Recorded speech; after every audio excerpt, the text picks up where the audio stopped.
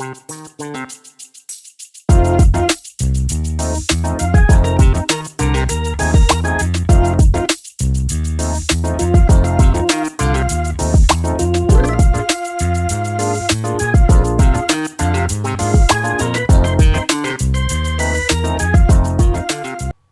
morning, guys. Welcome back to the channel. Don't forget to hit that like button and all that stuff. I'm going to cover a video today. I found a news clip up in Chicago, Cook County, where an auditor got evicted from his home. I mean, forcibly evicted, and it took a year to do it. And I think this is Audit them. I am not sure, because I haven't seen a video. They didn't say his name in this video. But I want you to check it out and tell me who this is. Anyway, he's definitely somebody who represents himself in court and carries around a Statue of Liberty deal and a blind justice deal and an American flag. So check it out and let me know who this is. I've never covered Audit them on my channel ever because he's boring as hell.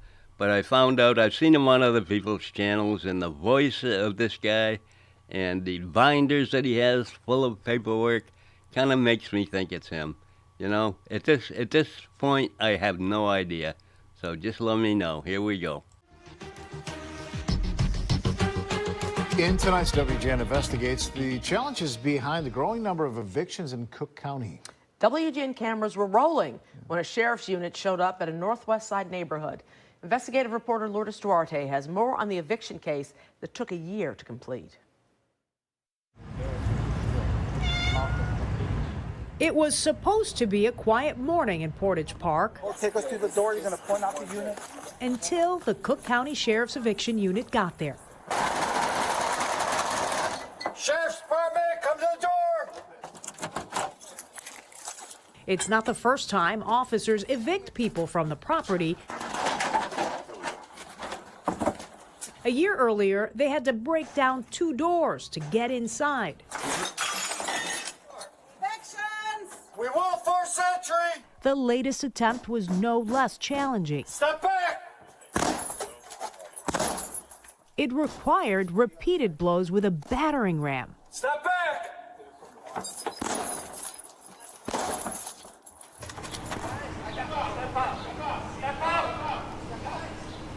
The man inside eventually walked out, but neither he nor the one who filed for the eviction seemed satisfied with how that process played out. One forced to leave. 20+ years I've been living here at this home address. And another stuck waiting even longer. I've never seen this auditor's face, so I still don't know if that's him, but that voice, it's a dead ringer for his voice. If it's not him, it's somebody that sounds exactly like him. Anyway, let's continue. Put yourself in my place. It's 1 year I'm supposed to move in here with my family and stuff. You could call this the eviction challenge. WGN Investigates has told you how an increasing number of new eviction cases is placing significant strain on taxpayer resources, with the number of new filings in Cook County now back to pre-pandemic levels of just under 30,000 a year. There's a lot of eviction cases pending. Each one with its own complexities and challenges. This recent case, no exception. Friends of mine, attorneys that I've dealt with, for the past 22 years, nobody has ever seen anything like this before. It's upwards in the $50,000 loss. Lillian Lohan is a veteran Chicago real estate agent. She represented the buyer back in July of 2024 when he bought the 2-flat. At the time, records show the property was bank-owned. Before we bought the property, we walked in like 2-3 times. The property was vacant. Oh, it was empty? It was empty, yeah. His plan was to fix it up, then move his family in. Like I said, the very second day, I just came to drop some stuff, and the property looked like Fort Knox. I got keys, the keys were not working, and at that point, the nightmare started. He claims that after he closed on the purchase, this man moved in, changed the locks, and installed security cameras. Yeah, I want to chat with you, but you could keep the camera off. At the time, he called police to report an alleged trespassing. It's awfully suspicious that this individual does not want the cops to have their cameras on. He'll talk to them as long as they turn the cameras off. If this is Audit them, he doesn't offer the same courtesy when he's talking to other people. So, you know, I'm leaning towards this is him. They come here, they say we can do nothing about this, you have to go through the eviction process. So he did, finally obtaining an eviction order in May of this year. He thought that was it, but the sheriff's office didn't take immediate action. People buy properties with tenants inside all the time. You know, the eviction process can take 3 to 6 months. It took a year. Meanwhile, he's not a lawyer, but fought the case in court himself. On the day of the eviction, among the things he carried, binders filled with documents related to his legal cases that he hopes will keep him in the home. He also had the scales of justice and an American flag.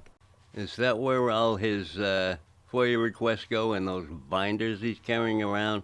Or all those just for this one eviction?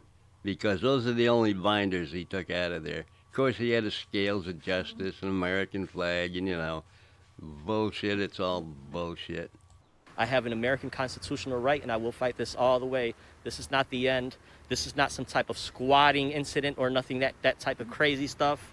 Property records show his family owned the building for nearly 20 years until a foreclosure lawsuit was filed and the lender sold the property, something he claims should have never happened. So what happens next? Where do you go from here? So what happens next is I'm going to continue to fight this in the appellate court, and whatever is just inside the court systems, the due process to handle it. So what if they tell you you can't return to the home? Well, who would you believe that would tell me that? Who's they? Perhaps a judge? Well, again, it is in the court. There's no reason for this to occur today. Court records show he filed for federal bankruptcy protection in mid-May. He claims that case should have delayed the eviction. Like I said, this is unjust. This Chicago attorney is not involved in the matter, but reviewed the case at our request and said he believes it's a matter of timing. I think the two key issues are, number one, is the eviction order was entered before his bankruptcy was filed, and number two, he didn't have a property right that was entitled to be protected under the bankruptcy code. Regardless, he vowed to keep up his legal fight. But tonight, where will you sleep? Well,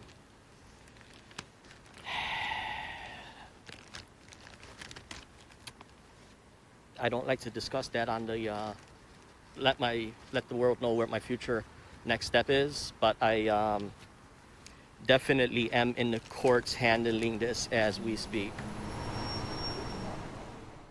And he has not returned to the home after this latest eviction. So what's being done to address some of these cases that drag on for months? This summer, Governor J.B. Pritzker signed Senate Bill 1563. It gives police more latitude to remove someone from a home when they're not legally allowed to live there. It's meant to avoid the lengthy eviction process in some cases. Supporters of the bill think it could ease the strain on the courts and law enforcement, while critics argue it can impact a person's due process. It may take months, though, to see how effective this new law will be. I'm Lourdes Duarte, WGN Investigates. So what do y'all think? Was that Audit them, or was that somebody completely different? He sounded exactly like him from what I've heard of his voice. I've never seen his face, never seen a picture of him, never see him do a live stream. But apparently the pandemic era is over. People are getting evicted. There's no more free ride, and I think that's a great thing. Anyway, yeah, you let me know who this is, because I still have no idea. I will not state for a fact that this is him, but the evidence is leaning that way. Tell me whether I'm right or whether I'm wrong. Y'all have a great day. Hope you enjoyed. Love ya. Bye.